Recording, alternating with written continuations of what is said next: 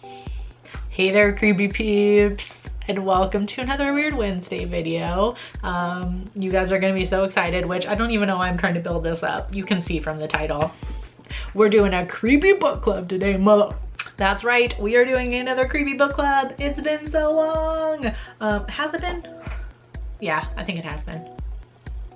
I don't know. Really quick though, before I get into that, I want to say a quick thank you to my creepy patron peeps for your support of the channel. Thank you, I love you. If you want to find out the perks to being a creepy patron peep, you can follow that link in the description box. There will also be a clickable link on the screen at the end of the video. So I'm gonna read the summary off the back because yeah, I'm not good at summarizing things. High school sophomores Abby and Gretchen have been best friends since 4th grade, but after an evening of skinny dipping goes disastrously wrong, Gretchen begins to act different. She's moody, she's irritable, and bizarre incidents keep happening whenever she's nearby. Abby's investigation leads her to some startling discoveries, and by the time their story reaches its terrifying conclusion, the fate of Abby and Gretchen will be determined by a single question. Is their friendship powerful enough to beat the devil?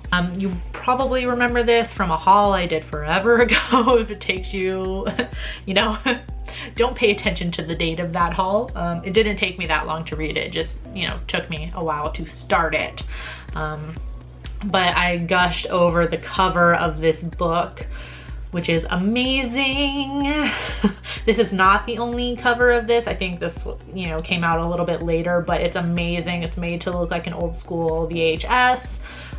This does take place in, I think like 88 or something like that. Late 80s in the book, that's when it takes place. So hence the, the cool cover. I love the cover. I'm obsessed with the cover. It's amazing. So let's get into what I liked about this. So fun and so quirky in a genuinely like not trying too hard kind of way. Abby and Gretchen's friendship is built up like over the first couple of chapters. So the author Hendricks spends a really not too long, but a good amount of time just establishing their friendship, establishing where their friendship started and how it's progressed.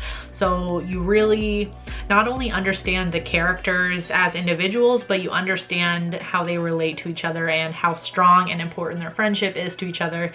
And that comes into play for the rest of the book. That completely sets up why Abby does what she does, trying to save Gretchen and all of that, and why she's so, you know, why she's so scared of Gretchen when this first happens, and why she fights so hard to make sure that, you know, she saves her best friend. On a more personal note, I felt super related to Abby. Like, there were a lot of kind of scary similarities actually between Abby and me, particularly with her skin, which, you know, she talks about it in the book. She does have some skin issues, which I can relate to, and her parents, eerily similar to my parents, which is really weird, but I could relate to her very well. Surprisingly, like, okay, so there's one like little quote on the back from Bustle. It says, "This book packs all the magic of a summer horror flick." And I feel like that could not be a more accurate description of this book. It really does read like some horror summer blockbuster, which I know that sounds weird, and I can't even really describe like how it reads like that, but it just does. There's something very familiar about the story, something very familiar about the way it plays out, and that's just because, you know, if you're a fan of horror, if you've watched a lot of horror movies, you know, it'll be recognizable to you, but not in a bad way where you can like really predict a lot. It's not predictable or anything. Well, I mean, it kind of is, but at the same time, it's not. Does that make any sense?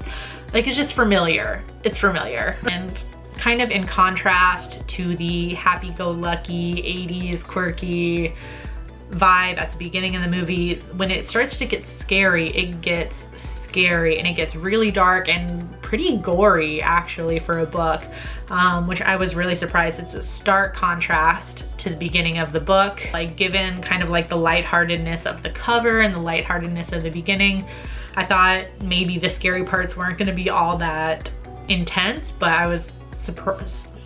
you know, surprisingly happy to find out that they were. So Hendrix really takes the character seriously, even in the beginning, and takes the scary parts seriously too. The only things I don't like about the book is the ending kind of goes on a little bit longer than I would have liked. They don't, like, obviously this is all from Abby's point of view, but after all is said and done, they don't really explain like what the aftermath for Gretchen was. And I feel like, I don't know, I feel like he could have added in a part where Gretchen like explains it to Abby or something like that. I just wanted to know kind of like the aftermath from Gretchen's point of view. So I just, that was more like a personal thing. I was kind of just missing that. And I feel like, I'm trying not to give anything away because this is a book and it does take time to read, so I really don't want to spoil anything. Kind of like a Deus Ex Machina kind of ending where I just feel like, you know, just this one character kind of swoops in and kind of just blanket makes everything better, even though he really doesn't. But at the same time, like, he gets Abby out of what could have been like a very serious and depressing ending. Kind of out of nowhere, kind of not, I don't know. I don't know how I feel about that part. So was my best friend's exorcism worth it? Did I even say that at the beginning? Did I say this was my best friend's exorcism? That's the title of the book. I don't think I said it. That was dumb of me, I'm sorry. And if I did, then I feel really stupid that I'm saying that right now. So was it worth it? Yes. So much fun to read. Such a good horror book, actually. It doesn't look like it would be, but it is. It's really good. So I'm gonna give it a 4 out of 5. On Goodreads, it has an average score of 3.9 out of 5. On Amazon, it has an average 4.4 out of 5. And on barnesandnoble.com, it has a 4.1 out of 5. So if you've read my best friend's exorcism, let me know in the comment section down below what you thought about it. You can find me at all the normal social media places. The links for those will be in the description box. You can also find me on my blog at nightmaremaven.com. What's up there right now? Oh, it's a comparison between Screambox and Shudder. It's on my blog right now, so you can check that out if you want. You can also find me as a contributing writer at morbidlybeautiful.com.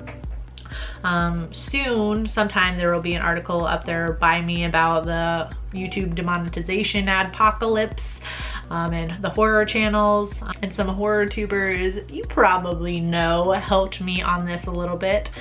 So look for that. I'll definitely promote it around on my own channels when it comes out. And you can find me at patreon.com/nightmaremaven if you want to support the channel. I do hope you enjoyed this video. If you did, please give it a thumbs up. Subscribe if you're new here. Become a creepy peep today. I post videos Monday through Friday. Thank you so much for watching, and until next time, stay strange. Bye.